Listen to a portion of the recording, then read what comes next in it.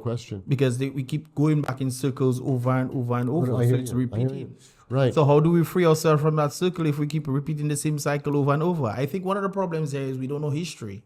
I think, well, I'm hesitant to say certain things because we all know what needs to be done. And the question is, when do Dominicans actually find the courage to do what needs to be done? What do you think that is? You want me to say something that will allow them to prosecute me, and I will not allow that.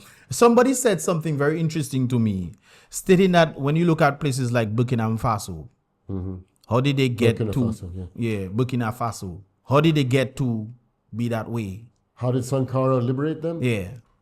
They had to do a coup. 100%. But then the people side with the coup. In history. Not saying that should happen, by the way. We're just talking facts here. Yeah. In history, there's never been a man who seized power through assassination or selling out his country for colonialism that has ever left through an election. That's a historical fact. That's exactly what was told to me. Right? I said this to you last time as well. I'm sure other people have mentioned. It's common. Okay, so... let me not ask that question. There are non-violent ways of doing this. Protests. I don't think it's not really protest. I think more in the way that Gandhi did it, in the idea of stopping things. You see, protest of holding up signs or marching is one thing, but stopping movement is more important. Getting a mass of people to block a main road by the Chinese project so they cannot continue to do their work while having cameras from other countries here. Yeah. Okay? So that the discussion happens. And I think that is one of the reasons why the government is trying to infringe on people's rights for them not to protest, or making the people scared of protesting. Skerrit only has one concern, and it obsesses him 24/7. How to stay in power. And that's the only thing. He has to. And so by murder, by mayhem, by any means, he wants to stay in power. So do you think there was some linkage between, and I'm not saying that he did it, just for thinking sake, what happened with Roosevelt? Let's go. You want to test how courageous I am? And we go test Skerrit, how bold you are? Do you think 100%. Do you think that is a possibility? I think, and again, but that was a possibility. We're going to test how much freedom we have in the country right now. So, my audience, welcome to the truth. We're going to see what they do. My ask for telling the truth. Yeah. So I have no doubt in my mind.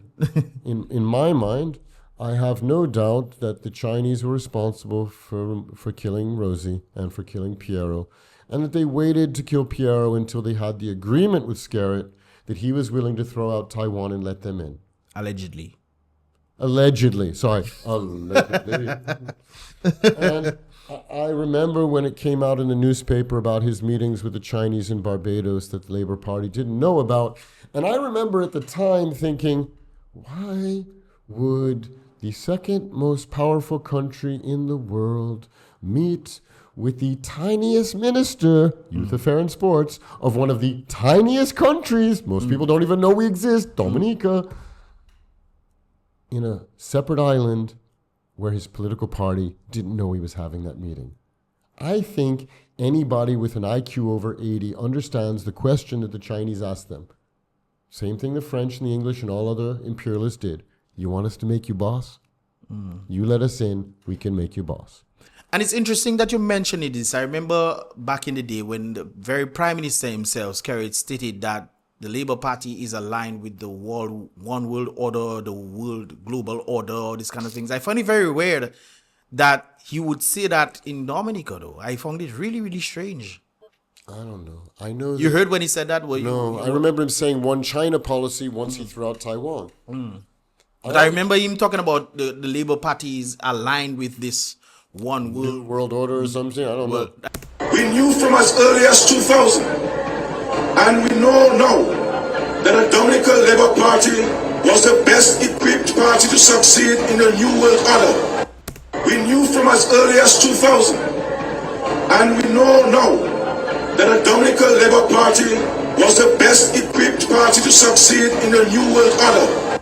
You know how, like, there's only one straight? Everything that's a curve, it doesn't matter which direction it curves, it's not straight. Nothing in this administration is straight. Nothing.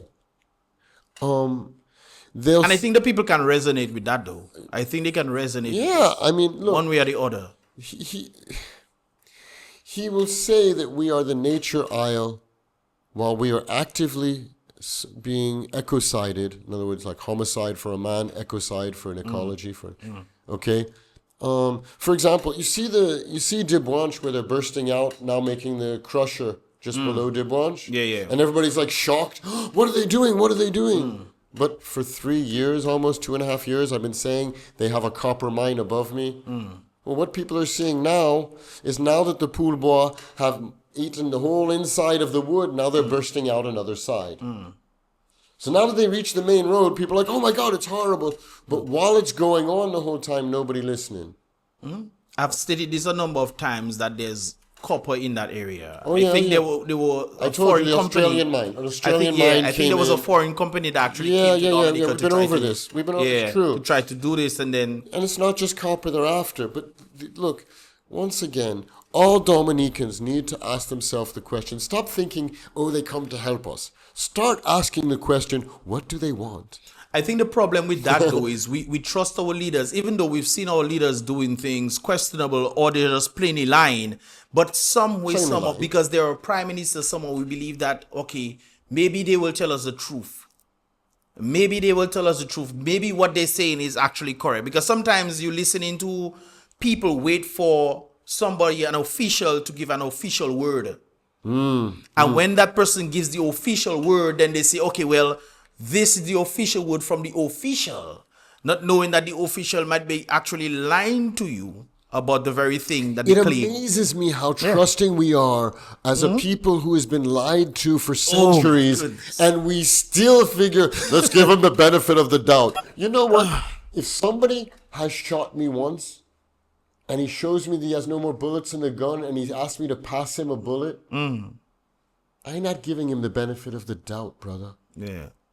Even if he claims he's not going to shoot you again. Right. He's still holding the gun. I'm not giving him the bullet to shoot me. Yeah.